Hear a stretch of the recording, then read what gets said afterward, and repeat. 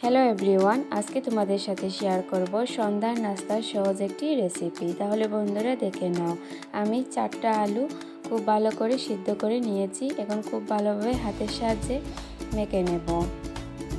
মাখাটা আমার হয়ে গেছে।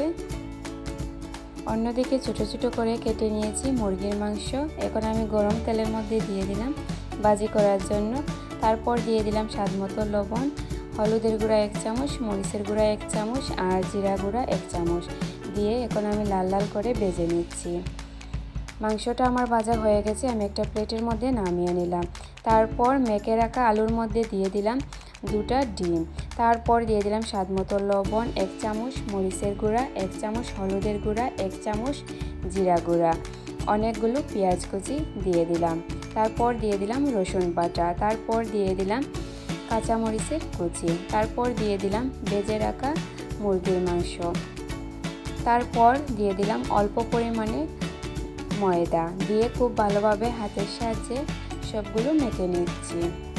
মাখাটা আমার হয়ে গেছে।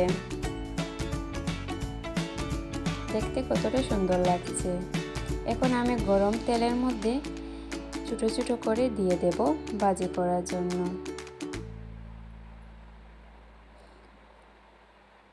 কিছুটা রয়ে গেছে, এগুলো আমি ফ্রিজের মধ্যে রেখে দেব। পরবর্তী সময়ে এগুলো আমি অন্য একটা টাইমে নাস্তা করব। বড়াটা আমার হয়ে গেছে। আমি একটা প্লেটের মধ্যে নামিয়ে নিলাম।